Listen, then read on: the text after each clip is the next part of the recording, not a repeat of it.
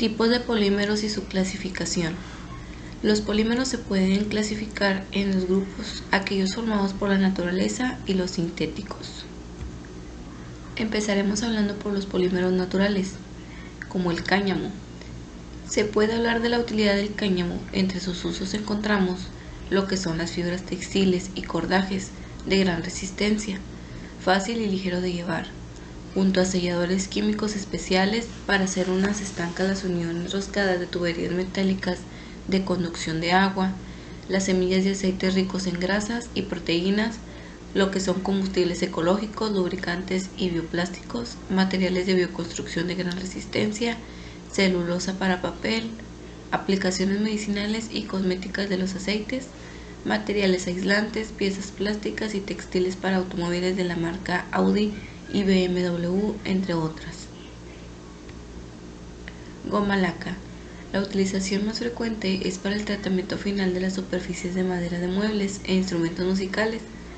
Es uno de los tipos más antiguos de acabado debido a que seca rápidamente, protege muy bien y tiene una larga duración.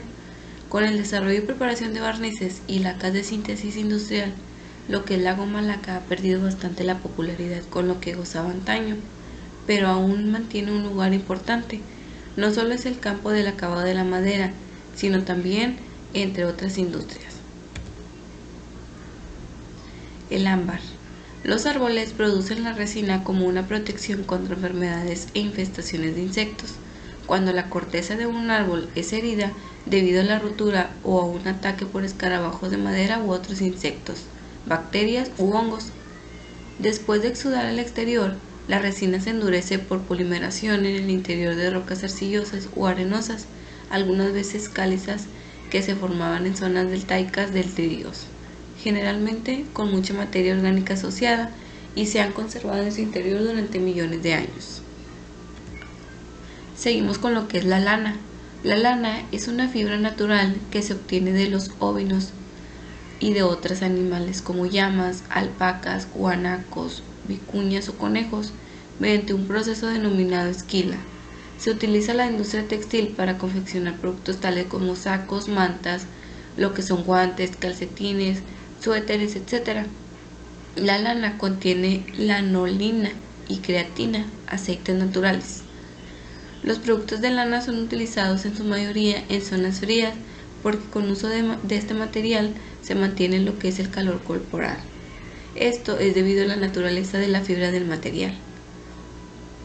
La utilización de la lana por parte del hombre se remonta al Neolítico. Después hablamos de lo que es la seda.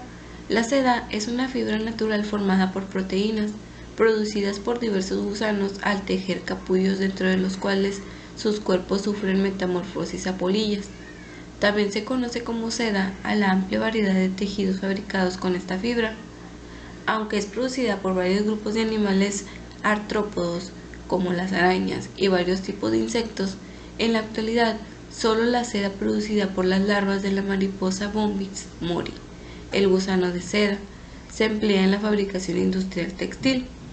Ha habido algunas investigaciones en búsqueda de otros tipos de sedas con distintas propiedades que se diferencien a nivel molecular, pero en general las sedas son producidas principalmente por las larvas de insectos antes de que éstas completen su metamorfosis, pero también hay casos de sedas producidas por ejemplares adultos. Enseguida tenemos lo que es el hule. Se puede formar componentes de hule por medio de extrusión o moldeo por inyección similar al proceso de elaboración de plásticos termoelásticos.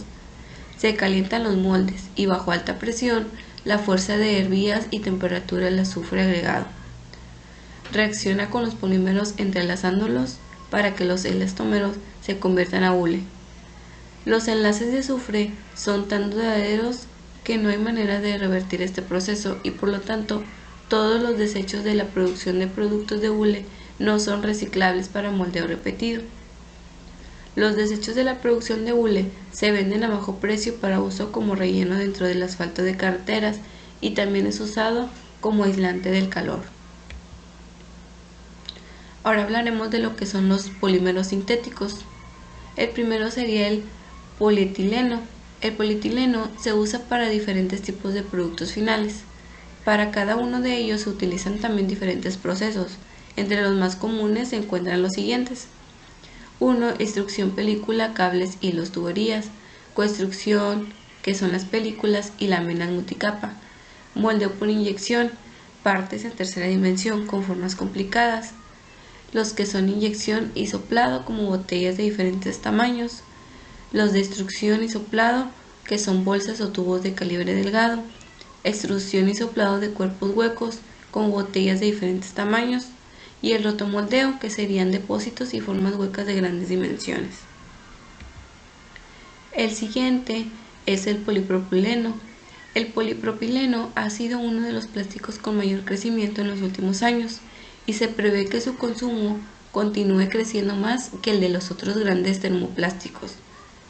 El PP es transportado mediante muchos procesos diferentes. Los más utilizados son los siguientes.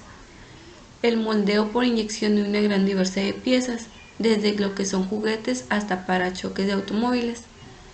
El otro es moldeo por soplado de recipientes huecos, como por ejemplo las botellas o depósitos de combustible.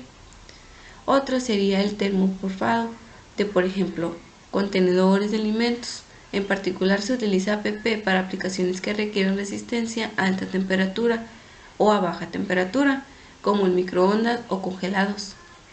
Otro sería la producción de fibras, tanto tejidas como no tejidas, la extrusión de perfiles, láminas y tubos, e impresiones 3D. Recientemente se ha empezado a usar un formato de filamento para la impresión 3D FDM. El siguiente polímero sintético sería el poliestireno. Las ventajas principales del poliestireno son su facilidad de uso y su coste relativamente bajo. Sus principales desventajas son su baja resistencia a la alta temperatura y su resistencia mecánica modesta. Estas ventajas y desventajas determinan las aplicaciones de los distintos tipos del poliestireno. El poliestireno antichoque se utiliza principalmente en la fabricación de objetos mediante moldeo por inyección. Algunos ejemplos serían carcasas de televisores, impresoras, puertas e interiores de frigoríficos, maquinillas de afeitar desechables y juguetes.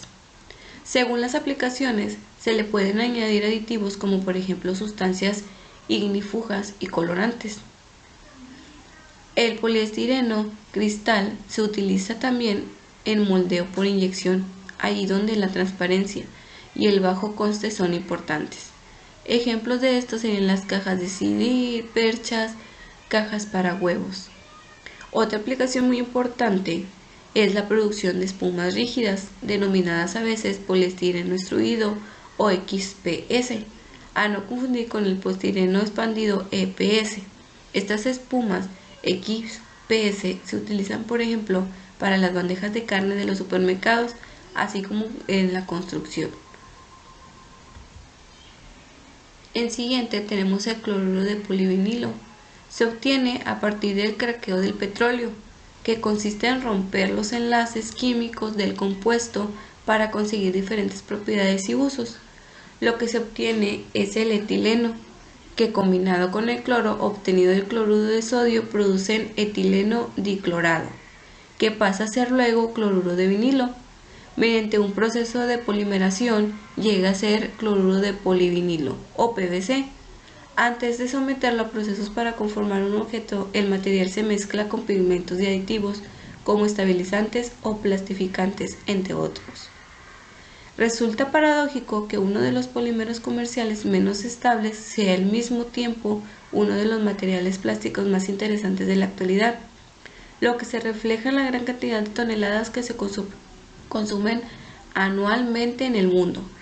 Este éxito comercial se ha debido principalmente al desarrollo de estabilizantes adecuados y de otros aditivos que han hecho posible la producción de compuestos termoplásticos de gran utilidad.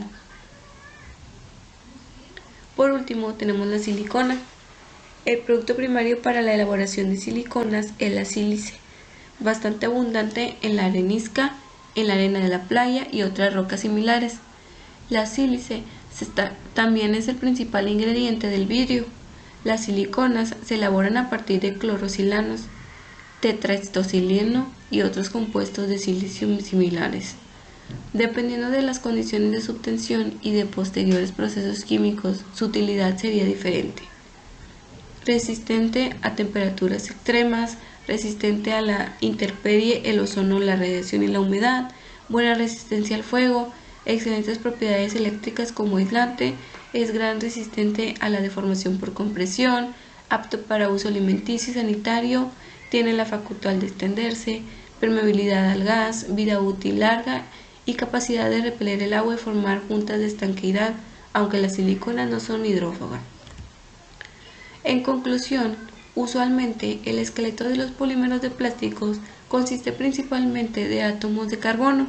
Un ejemplo es el polietileno, el cual su unidad de repetición es el monómero etileno. Existen también otros tipos de esqueletos, por ejemplo, que al integrar elementos como el silicio forman materiales como la silicona, presentes en el siliburi, y selladores impermeables.